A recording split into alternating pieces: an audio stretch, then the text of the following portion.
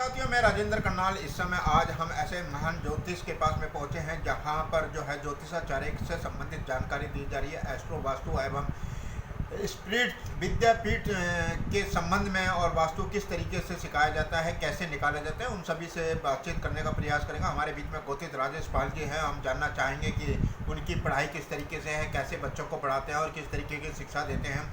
चलते हैं और उनसे बातचीत करने का प्रयास करते हैं। राजेश पाल जी, नमस्कार। जय माता की। जय माता की।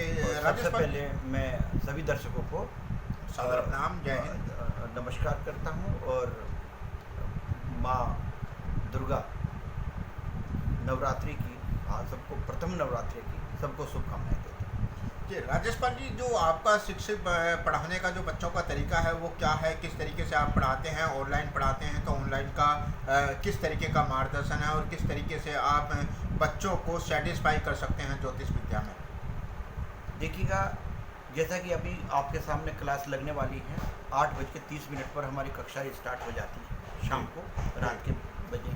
हम ऑनलाइन भी ऑफलाइन भी, दिन में हम ऑफलाइन बैच निकालते हैं, पढ़ाते हैं। क्लास आपके सामने ही कि किस तरीके से कुर्सियाँ बिछी हैं, ब्लैक बोर्ड आपके सामने लगा जी।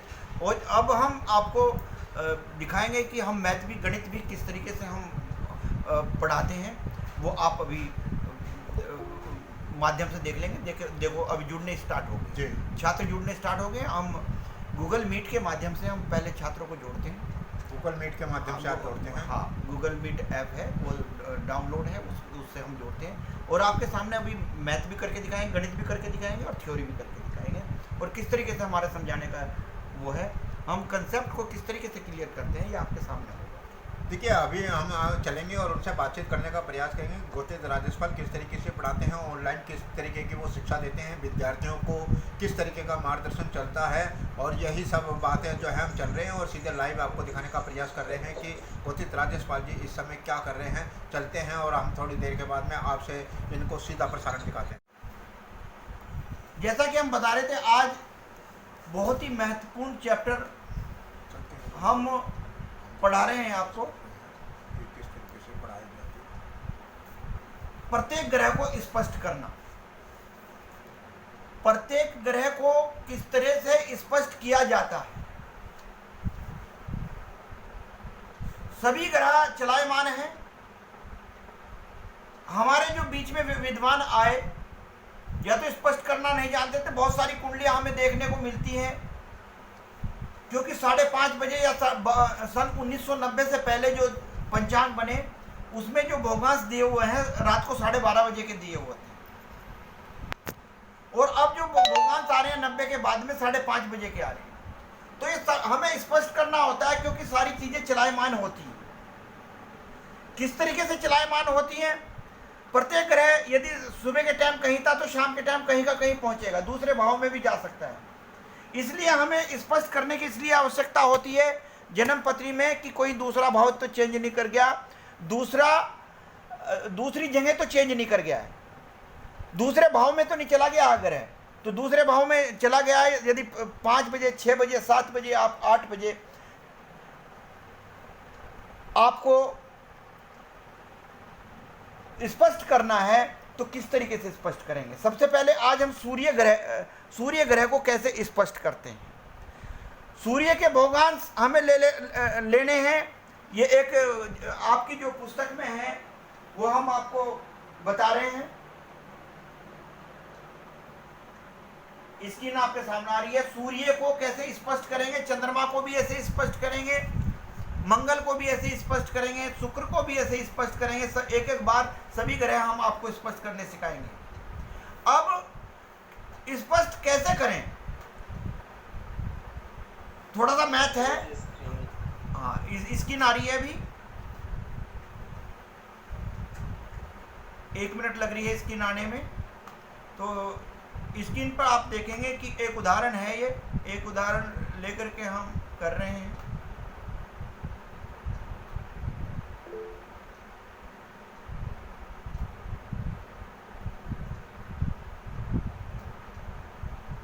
स्क्रीन आ गया कि नहीं? जी।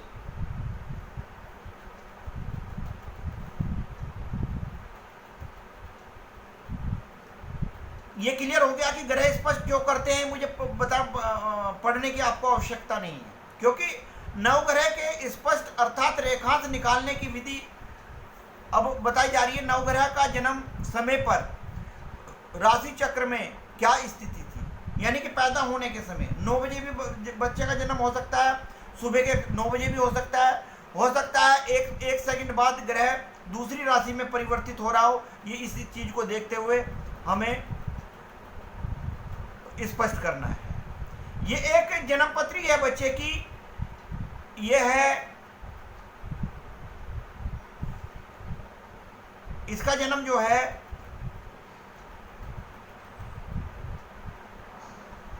जन्म 30 जनवरी का है, जन्म 30 जनवरी का 15:30 पर हुआ। 15:30 का क्या मतलब हुआ, बता सकता है कोई?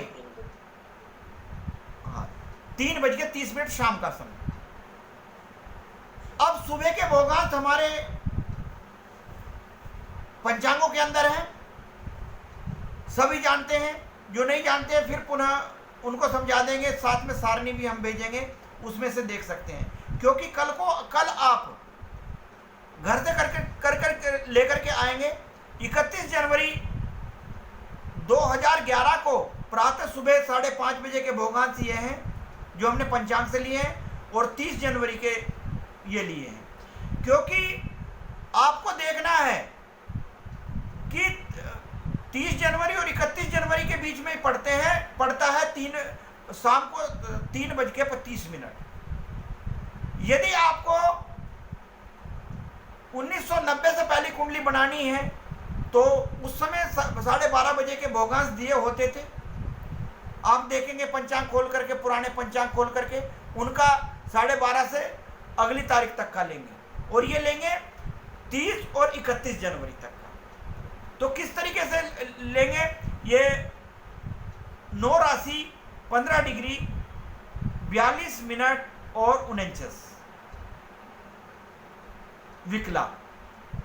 31 के भोगांश हैं 9 राशि 16 डिग्री 43 कला और 46 विकला। अब आप जानते हैं कि सूर्य की दैनिक गति क्या होती है? कोई बता सकता है सूर्य एक दिन में कितना चलता है?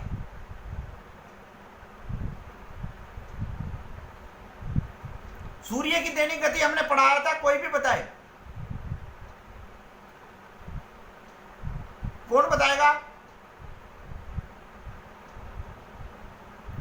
जागृति जी, पंकज गर्ग।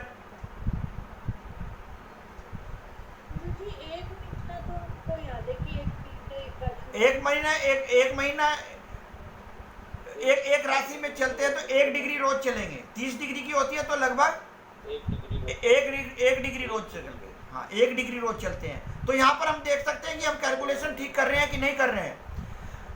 30 और 31 ये 24 घंटे का हमने निकाला है। 24 घंटे का हमें यहाँ से पता लग जाएगा कि सूर्य जो की गति कितनी थी, सूर्य कितना चला। 1 डिग्री 57 मिनट 57 सेकंड 1 डिग्री के आसपास चलता है, क्योंकि ये औसतन गति होती है, दैनिक औसतन गति। तो दैनिक औसतन गति 1 डिग्री के आसपास होगा।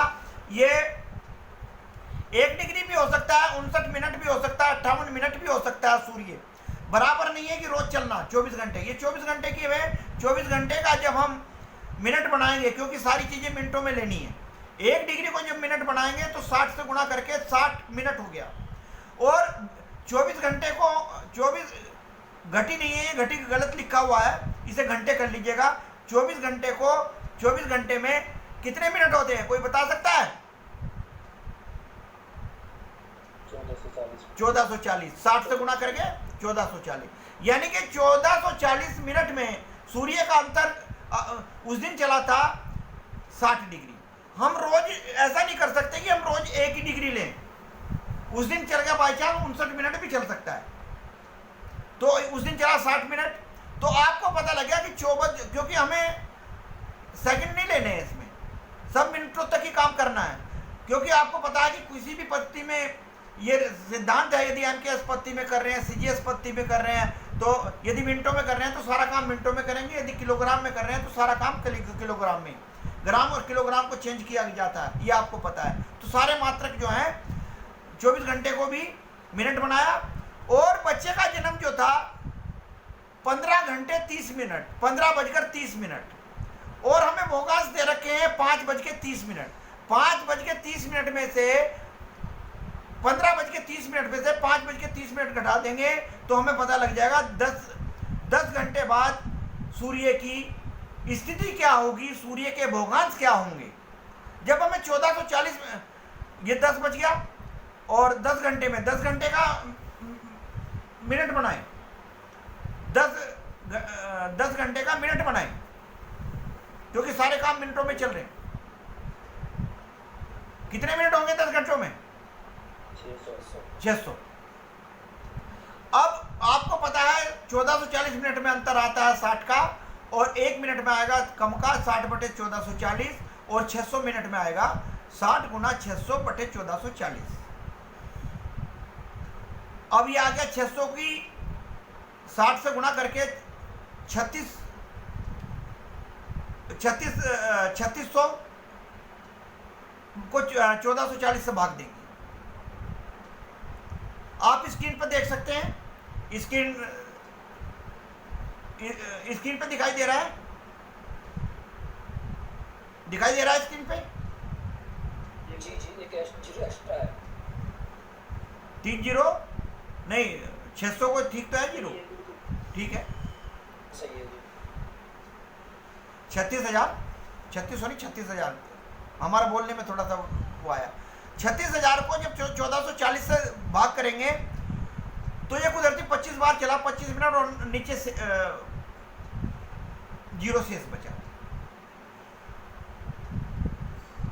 तो 25 मिनट कौन से में बढ़ाना है, क्योंकि सुबह 5:30 बजे के जो भोगांश थे वो कितने थे? कोई भी बताए देख करके। 5:30 नहीं, 30 जनवरी 2011 के सुबह 5 बजे के 5:30 बजे के भोगांश थे 9, 15, 42, 49। 9 राशि, 15 डिग्री, 42 कला और 49 विकला। यदि इसमें हम ये 10 घंटे बाद के कर दे तो ये 10 घंटे बाद का बाद स्पष्ट हो जाएगा सूर्य। तो 10 घंटे बाद करने के लिए मिनट में जोड़ देंगे, इसमें से 25 जोड़ दो तो क्या आया? 9 राशि, 15 डिग्री, 67 मिनट, 49 विकला। अब 60 से ज्यादा है तो इसको 60 घटा करके 67 मिनट को यदि हम डिग्री में चेंज करें तो क्या करेंगे? कौन बताएगा क्या करेंगे?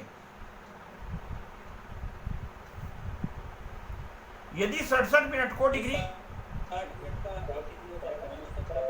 हाँ 60 का तो 1 हो गया 1 डिग्री, तो 1 डिग्री इधर ले आएंगे 16 डिग्री, और यहाँ बचा 7 डिग्री।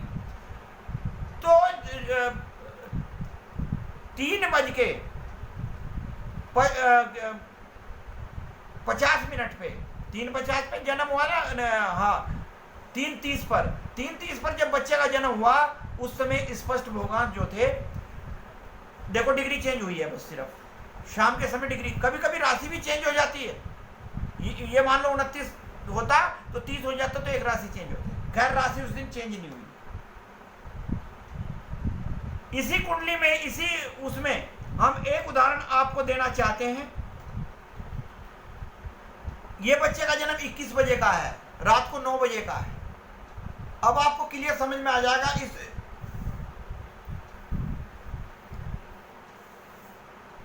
बुक्स के हिसाब से नहीं चलना है, ये आसान तरीका आपको लेकर के चलना है। यदि लोक की विधि सीखेंगे तो लोक की विधि हम बाद में सिखा देंगे, जो आपकी पुस्तक में लोक की विधि दे रखी है।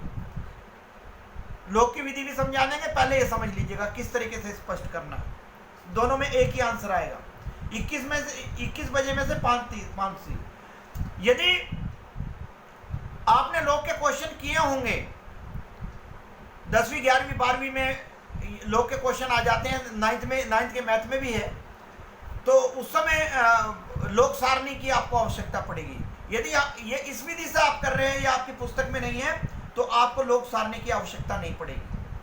तो यहाँ तक तो यही निकाल दिया, क्योंकि 15:30 पर जातक का जन्म है, यहाँ पर 21 बजे है तो 5:30 पे काट लो तो अंतर आया 15:30।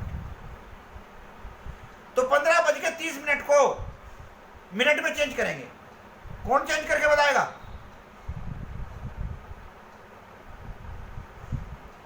पंद्रह घंटे 30। हाँ, कितने आए? 930। अभी वही 24 घंटे में यानी कि 1440 मिनट में चंद्रमा की गति थी 60 मिनट, और एक में है 60 में से 1440 और 930 में है 60/1440 बटे गुना 930। यह आ गया 55,800। 55,000 1440 से भाग देंगे। किस तरीके से भाग देंगे ये देख सकते हैं।